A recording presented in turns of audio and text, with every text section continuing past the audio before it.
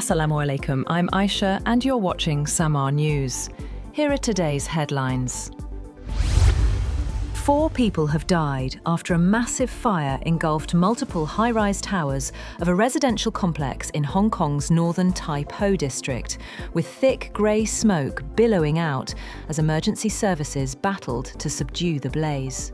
Several people remain trapped inside the burning towers, while 2 people are in critical condition, having suffered severe burns.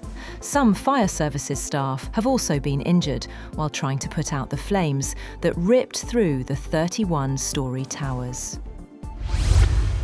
Authorities in Thailand plan to send helicopters to evacuate critically ill patients from a southern hospital marooned by some of the region's worst floods in years, as the death toll rose to 33, with more rain expected. Floods have swept through 9 Thai provinces and 8 states in neighbouring Malaysia for a second successive year, prompting both countries to evacuate nearly 45,000 people. In Indonesia, 8 to 13 people are estimated dead following floods and landslides this week, while 1 has died in Malaysia. Russian forces have staged a mass drone attack on the southeastern Ukrainian city of Zaporizhzhia, triggering fires, injuring 19 people and badly damaging buildings and vehicles.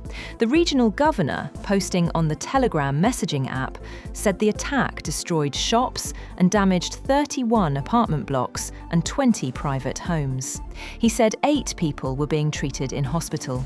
Pictures posted online showed firefighters battling blazes at high-rise apartment buildings and gutted vehicles on city streets.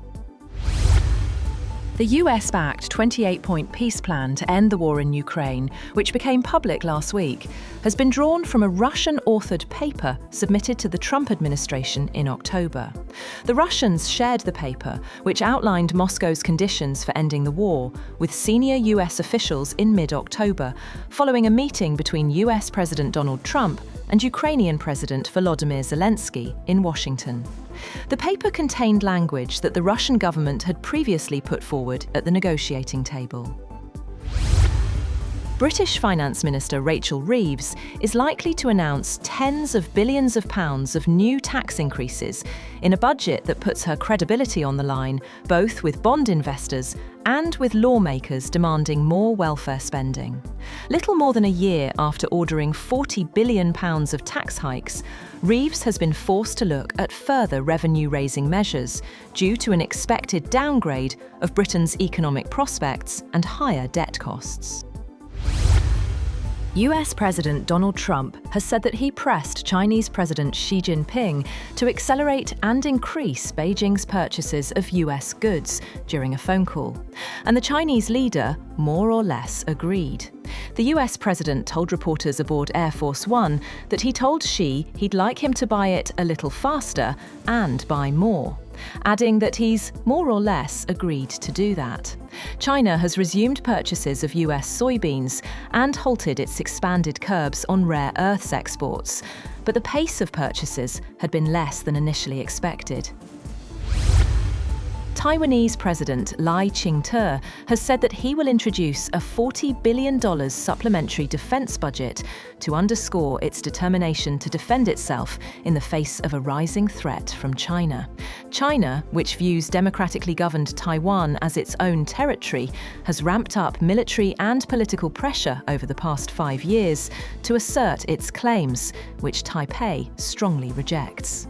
Unveiling the $1.25 trillion Taiwanese dollars package, Lai said history had proven that trying to compromise in the face of aggression brought nothing but enslavement. US President Donald Trump has backed away from a Thursday deadline for Ukraine to agree to a US-backed peace plan and shrugged off a report that US negotiator Steve Witkoff coached the Russians on how to approach him on the topic.